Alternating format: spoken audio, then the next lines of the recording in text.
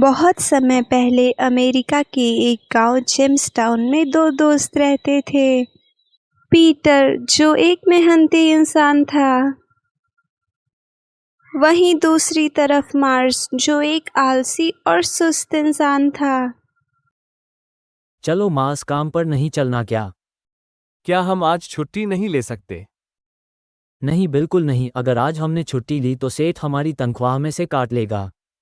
क्या मुसीबत है, मेरी जिंदगी सच में बहुत खराब है।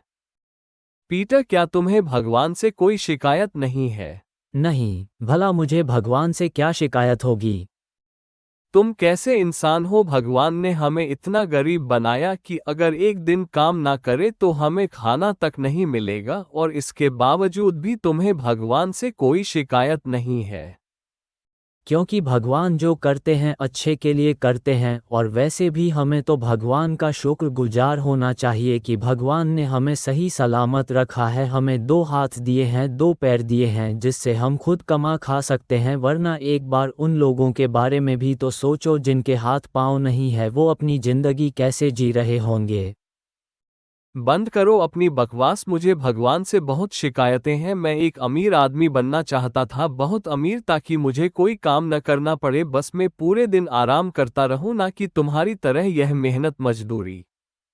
भगवान तुम्हारी इच्छा पूरी करें। फिर वो अपने अपने काम पर लग जाते हैं। थोड़ी देर में शाम हो जाती है। पीटर और मार्स घर जा ही रहे होते हैं, तभी रुको, कहाँ जा रहे हो तुम दोनों? घर जा रहे हैं मालिक। अभी तुम लोग घर नहीं जाओगे, आज तुम्हारी नाइट ड्यूटी है।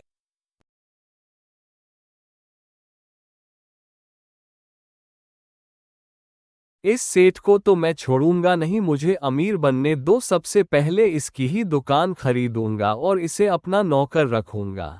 शांत हो जाओ, अगर सेठ ने सुन लिया तो काम से निकाल देगा। फिर दोनों अपना अपना काम करने लग जाते हैं।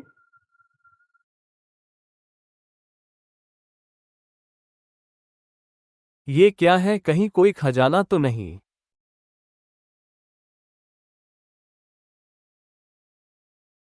हाय रे, मेरी फूटी किस्मत, मिला भी तो क्या एक घड़ी। तभी उसकी नज़र जमीन पर गिरे एक कागज के टुकड़े पर पड़ी। मार्स ने जब वो चिट्ठी पढ़ी तो वो तो मानो जैसे खुशी से पागल ही हो गया। तभी वहां पीटर आ जाता है। क्या हुआ मार्स, बड़े खुश नजर आ रहे हो? पीटर, मैंने कहा था ना, मैं एक दिन जरूर अमीर बनूंगा, और आज वो दिन आ गया। ये देखो, अब ये घड़ी ही मुझे अमीर बनाएगी। क्या ये घड़ी लगता है ज़्यादा काम करने की वजह से तुम्हारा दिमाग काम नहीं कर रहा है? अरे पहले मैंने भी इस घड़ी को साधारण ही समझा था, पर जब मैंने ये चिट्ठी पढ़ी तब मुझे पता चला कि ये जादुई घड़ी है। पीटर ने जब वो चिट्ठी पढ़ी तो वो हैरान रह गया, क्योंकि उस चिट्ठी में लिखा था कि ये घड़ी जिसके पास भी रहेगी वो रातों रात अमीर हो जाएगा। देखो मार्स, हम ऐसे किसी भी चीज़ पर विश्वास नहीं कर सकते। पीटर, मैंने सोचा था तुम मेरे सबसे अच्छे दोस्त हो, पर तुम तो मेरी ही तरक्की से जलने लगे। ऐसा नहीं है, मैं तो तुम्हारी भलाई के लिए ही कह रहा हूँ। अक्सर चीज़ें जैसी दिखती है वैसी होती नहीं। बस करो, दफा हो जाओ यहाँ से। मैं तुम्हारी शक्ल भी नहीं देखना चाहता। पीटर अपने दोस्त के ऐसे कड़वे वचन सुनकर वहां से चला गया, पर शायद मार्स को नहीं पता था वो कितनी बड़ी गलती कर रहा है। उस दिन के बाद से मार्स की तो जैसे किस्मत ही बदल गई। वो एक गरीब आदमी से एक करोड़पति आदमी बन गया। एक दिन जब पीटर काम पर जाने के लिए तैयार हो रहा था, तभी उसे जमीन पर पड़ी एक चिट्ठी दिखी। वो वही कागज था जो उस दिन मार्स को उस घड़ी के साथ मिला था, जो पीटर गलती से अपने साथ अपने घर ले आया। जब पीटर ने उस चिट्ठी को ध्यान से पढ़ा तो उसके होश उड़ गए, क्योंकि उस चिट्ठी में ये तो लिखा था कि वो घड़ी जिसके पास भी होगी वो रातों रात अमीर हो जाएगा, पर नीचे काफी छोटे अक्षरों में ये भी लिखा था कि वो एक श्रापित घड़ी है, और ये घड़ी जिसके पास भी होगी 1 साल के भीतर उसकी मृत्यु हो जाएगी। और उस समय 1 साल पूरे होने में सिर्फ 10 मिनट ही बचे थे। अरे नहीं, इसका मतलब मार्स के पास सिर्फ 10 मिनट है। मुझे जल्द से जल्द मार्स को ये बात बतानी होगी।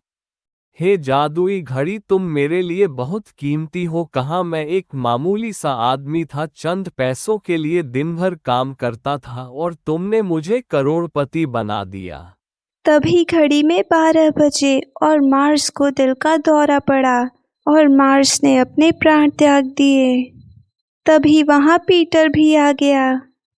अगर मार्स ने अपनी लालच में आकर वो घड़ी नहीं ली होती तो आज वो जिंदा होता।